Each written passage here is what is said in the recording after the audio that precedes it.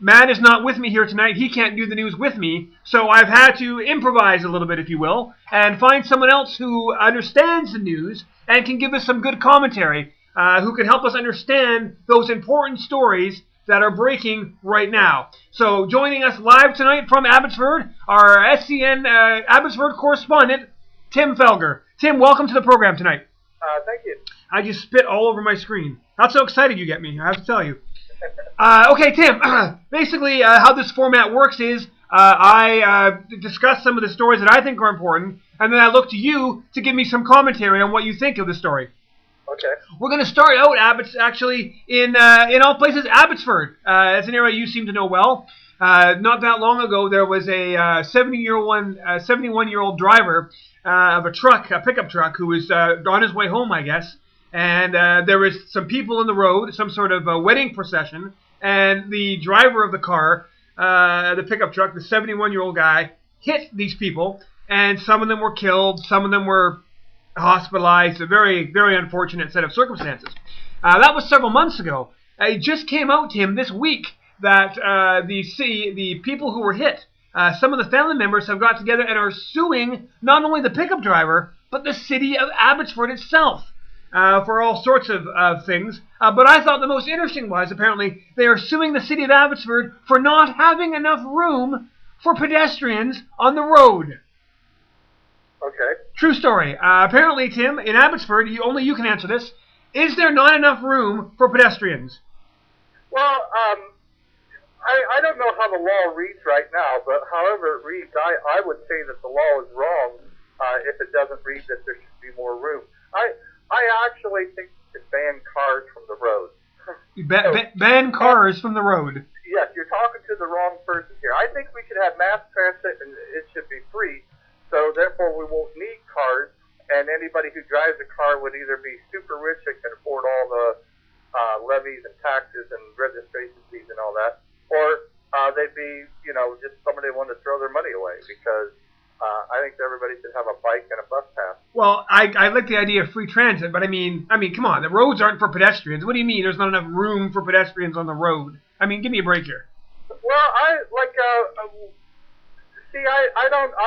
get the whole discussion here because I don't drive. Like I said, I don't think people really need vehicles. So I would say that we should convert to where we have bike trails, walking trails, and room on the road for the pedestrians, and we should make the pedestrian the ruler of the road. The pedestrian should be the ruler of the road. Yeah, yeah. I see. Well, it just seems odd to me that nowhere in any city that I'm familiar with has the pedestrian been able to accuse the driver when they are the ones that are on the road. I think it's a little silly. Maybe this is only the kind of story that can happen in Abbotsford. Well, see, this is a great thing about, when I get elected mayor, Abbotsford's going to lead the world in being on the new frontiers of what a society should look like. And those new frontiers will include a lot less cars on the street and room for people on bikes. So. Well, it's hard to argue with that. One can only hope you become mayor, and then we can take care of that pesky problems of too many pedestrians on the road. In other news. Cars. Well, yeah, cars, right, of course. What was I thinking? Silly me. In other news, Kirsten Dunst made headlines this week, Tim. She's the woman who played Mary Jane Watson in all those Spider-Man movies. Evidently, people are concerned about her mental health. According to the New York Post, one of the most credible newspapers ever, Kirsten is on the verge of a breakdown. She's going late to functions, leaves early, acts erratic, and one of her friends said she's not in a good place right now. Now, all of this, Tim, stems from the fact the 25-year-old gave an interview saying that the world would be in a better place if more people smoked marijuana. In fact, the exact quote is, "I've never been a major smoker, but I do like weed. And I have a different outlook than most of America does. I mean, are you kidding me? If everyone smoked weed, the world would be a better place." Yeah. Clearly, she sounds like she's having a breakdown to me. I mean, I think the evidence speaks for itself. Oh, she sounds like a real... You know what? I've never watched the movie Spider-Man, and I don't go to the movies and get DVDs and all that. So I don't really know who Kristen Dunst is and what she looks like. But apparently, from what you told me, she sounds like a very beautiful and intelligent woman. well, she is beautiful. Well, okay. I'll definitely give you she's intelligent. Listen, if like, I think what people have to understand about smoking marijuana is it's a personal choice thing, and that should be like that's the root of religion. You know, the most basic and fundamental doctrine in Christianity is free choice.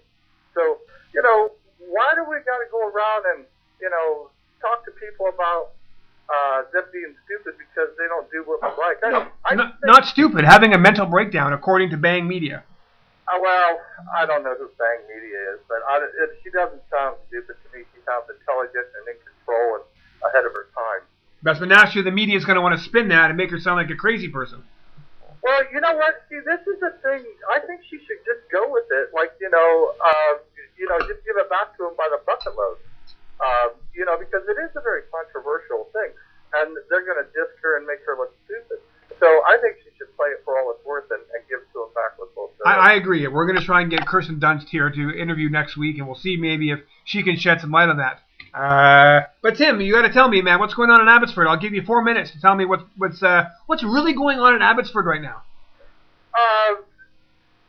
It's the same thing. There's this coalition of the media, the Christian Taliban, the business organizations, the university, the intellectuals, and the government. You know, these 5 institutions basically have formed together to control the city. Well, I heard a rumor that someone tried to remove you from a public function.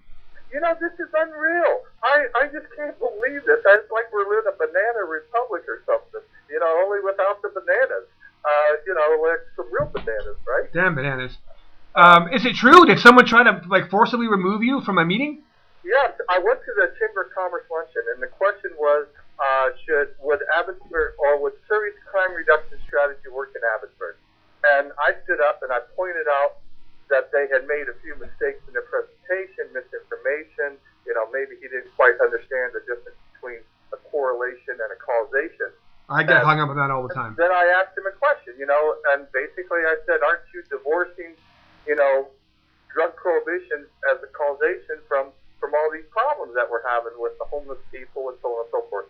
And he said no, and, I think it's important that people understand that they would not let me ask a second question, a follow-up question, and that, that... Tim, they don't want you asking any question, never mind a second question. Well, you're not allowed dissent in Abbotsford. This is ridiculous. I mean, and I tell you what's even worse is if I'm right, which I'm pretty sure I am, that drug prohibition is maximizing harm to society. Then these people withholding this information from the community is really a breach of duty and negligence and reckless endangerment of the community. See, first they don't let pedestrians walk in the middle of the road, and now they don't even let you ask questions. Man, are real estate rates in Abbotsford going to plummet or what? Actually, they are. They're going to plummet all over the world. You do know that we're heading into a major economic recession, don't you? Yes, I think I've heard something about this recession. You think it's imminent, do you? Yeah, it's there's a lot of factors in there that with this free trade, NAFTA, the New World Order, and all that thing. It's going to hit Abbotsford first, isn't it, Tim? Well, it's going to affect our property values. Like we're expecting property values to drop and a lot of people to be unemployed. I've already seen signs of recession starting. Economic migration, people moving from out east to Abbotsford because there's work. But that'll only be a short term. You know what? I couldn't get my Sunny Delight orange juice at 7-Eleven this week. If that is not a clear sign of a recession, I don't know what clear sign we need, really. Why couldn't you get it? I couldn't get it at all. I actually could not get Sunny D orange juice. I was pretty pissed off. Yeah. Well, there's lots of people bringing stuff into the pawn shops now, and people are starting to lose their jobs in the construction industry. So things are starting to slow down. That's where all the Sunny Delight orange juice is going. Well, Tim, I appreciate your updates from Abbotsford as always. You'll be sure you're writing a column for us on a weekly basis. So if you want more information, and Tim, what's the website? My website? Yes. TimFelger.ca. Oh, that's convenient, isn't it? Yeah. You are a creative man, you. TimFelger.ca if you want to hear more from Tim Felger. Tim, thanks for joining us tonight. Hey, listen. One question. You had Don Allen on your show last week. I did, yes. And he was talking. I had checked his website. What was I thinking?